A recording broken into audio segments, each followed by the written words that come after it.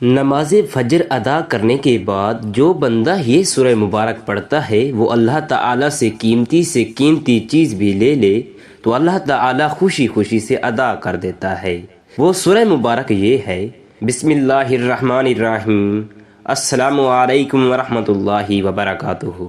محترم ناظرین، ایک روایت میں ہے کہ حضرت ابو ہریرہ رضی اللہ تعالی عنہ سے مروی ہے کہ حضور اقدس صلی اللہ علیہ وسلم نے فرمایا، قیامت کے دن اللہ تعالی بندے کو اپنے قریب بلوا کر اپنا دست قدرت رکھے گا اور مخلوق سے چھپا کر اس کے سامنے اس کا نامہ اعمال لا کر فرمائے گا، اپنا نامہ اعمال پڑھ۔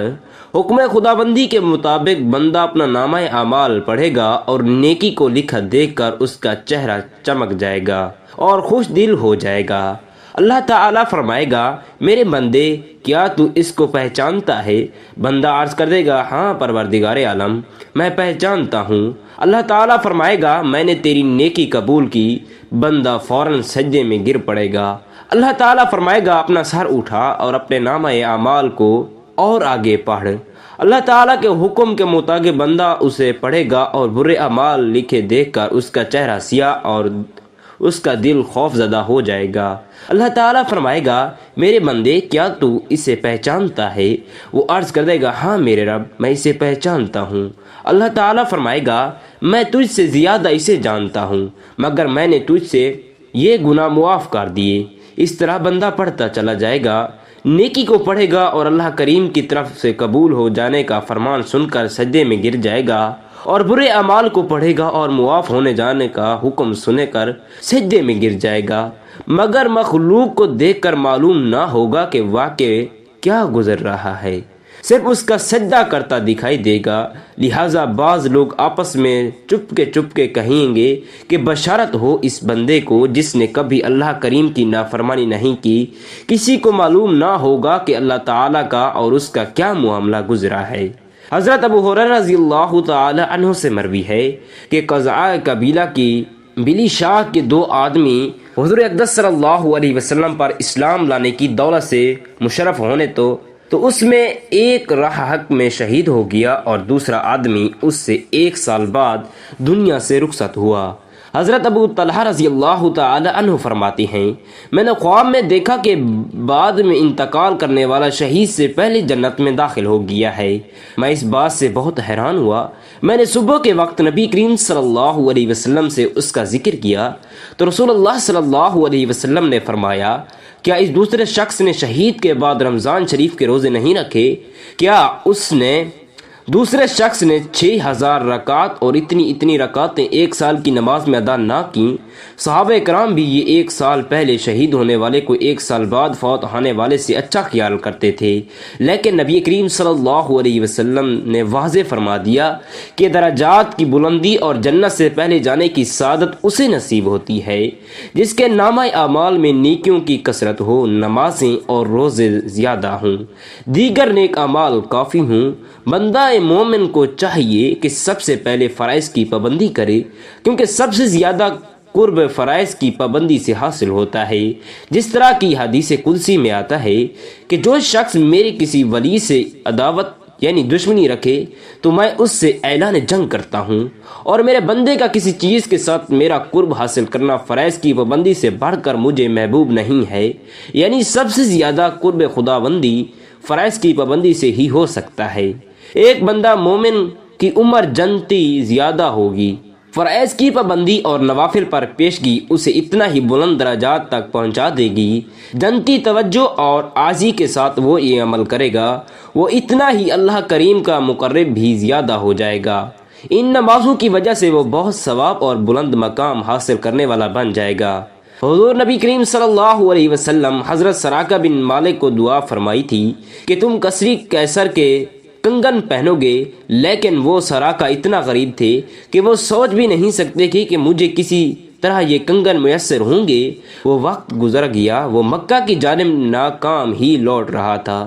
محمد صلی اللہ علیہ وسلم نے اسے امان بھی دی تھی اور اس نے وعدہ کیا تھا کہ مکہ سے ان کے تلاش میں ہر آنے والے کو غلط سمت ڈال دے گا۔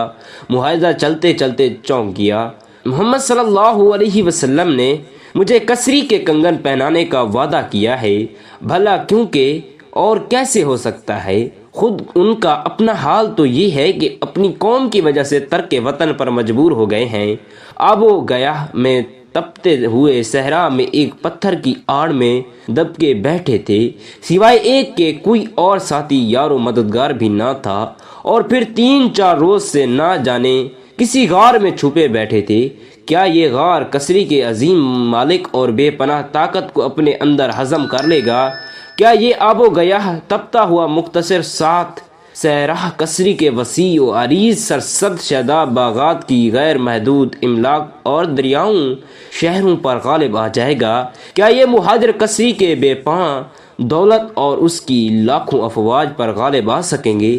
یہ سب کچھ سوچتے سوچتے وہ گردن جھک کر پاگلوں کی طرح یہ بے تحاشا کہے لگانے لگا، اور پھر کچھ دیر کے بعد بڑا بڑبڑانے لگا، نہیں، ہرگز نہیں، اگر متحد ہو جائے یہ تمام قبائل یکجا اور ہو کر بھی کثری کے خلاف جنگ کریں تو اس کا بال بھی باقا نہیں کر سکیں گے، جبکہ حقیقت یہ کہ سارے عرب بھی ایک محاذ جمع نہیں ہو سکتے۔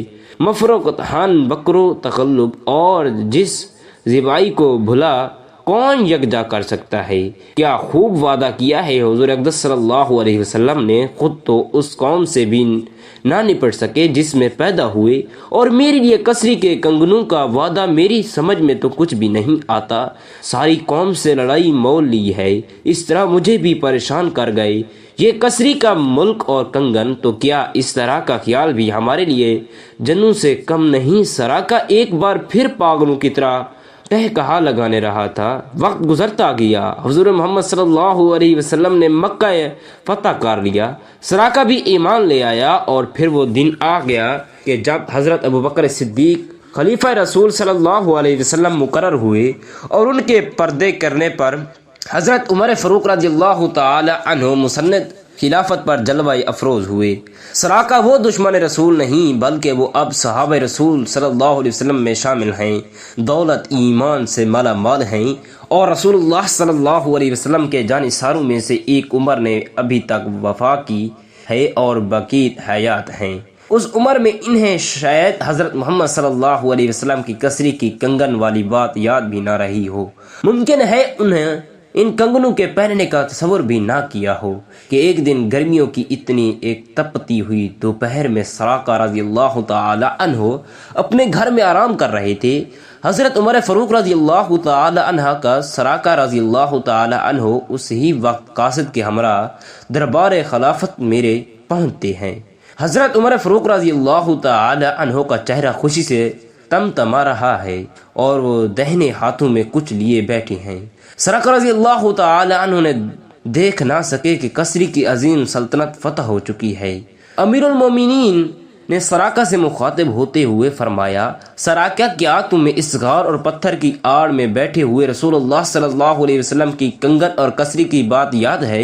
دیکھو، اللہ تعالیٰ نے اسلام کو کثری کے ملک پر غلبہ عطا فرمایا ہے، اور جان لو۔ اور پھر حضرت عمر فاروق رضی اللہ تعالی عنہ نے حضرت سراقہ رضی اللہ تعالی عنہ کا ہاتھ اپنے ہاتھوں میں پکڑتے ہوئے کثری کے کنگن پہنا دیے، اور فرمایا، یہ کنگن اب تمہارے ہیں۔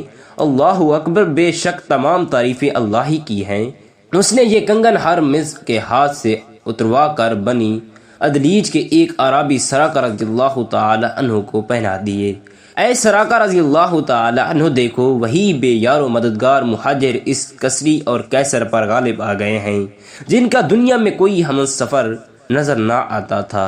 اے سراقہ رضی اللہ تعالی عنہ، دیکھو، آج وہی غار شام عراق پر غالب آ گیا، اور وہی صحرا دنیا پر چھا گیا۔ ابو اسحاق نے ذکر کیا کہ وہ حضرت ادریس رضی اللہ تعالی عنہ ہیں۔ جب ان کے پاس ابلیس انسان کی صورت میں آیا، حالانکہ وہ کپڑا سی رہے تھے، اور کپڑے میں سوئی کے داخل ہونے اور اس کے نکلنے کے وقت سبحان اللہ الحمدللہ پڑھتے تھے، ابلیس ان کے پاس انڈے کا چھلکا لا کر بولا کہ کیا اللہ تعالیٰ ساری دنیا کو اس چھلکے میں کر سکتا ہے؟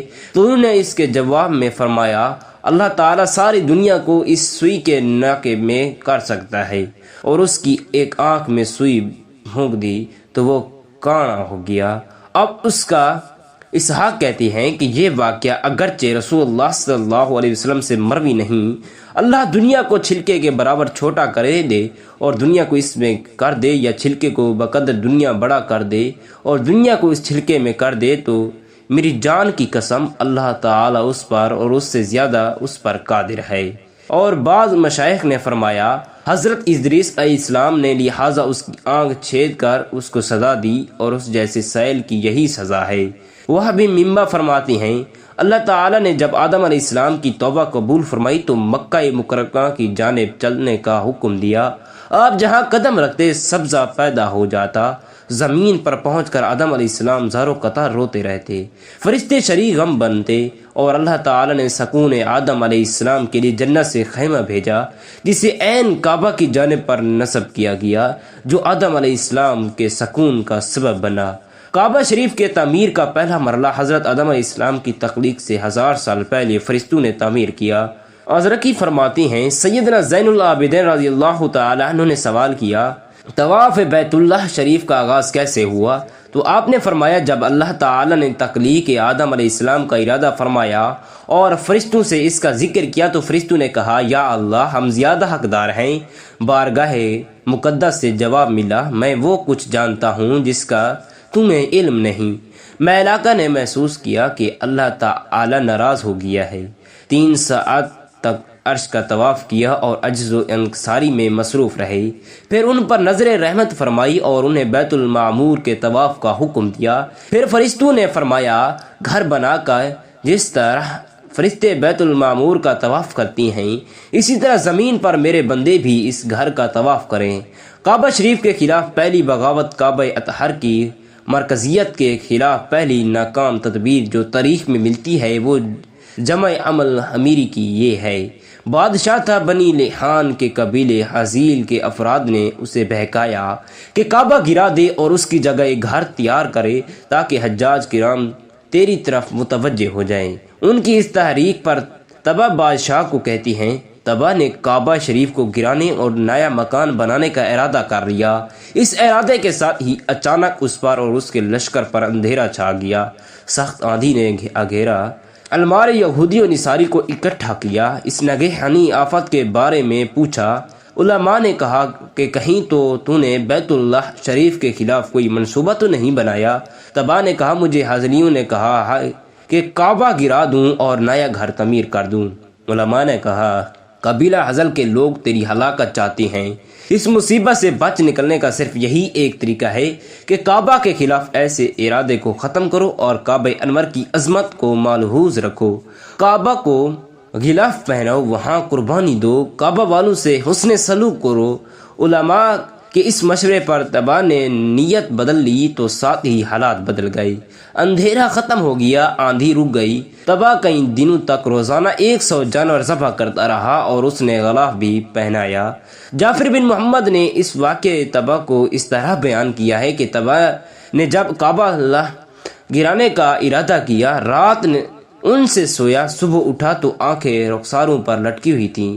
علماء سے پوچھا تو انہوں نے بتایا کہ کعبہ شریف کے ساتھ برے ارادے سے تو یہ کرد توبہ کرے، پھر صحت یاب ہو گیا اور کعبہ شریف کو غلاف پہنایا۔ نماز فجر کی سنتیں ادا کرنے کے بعد سورہ یاسین کی تلاوت کا ایک خاص فضیلت والا عمل ہے۔ حدیث مبارکہ میں آیا کہ جو شخص صبح کے وقت سورہ یاسین پڑھتا ہے اس کے دن کے تمام معاملات آسان ہو جاتے ہیں اور اس کی حاجات پوری کر دی جاتی ہیں۔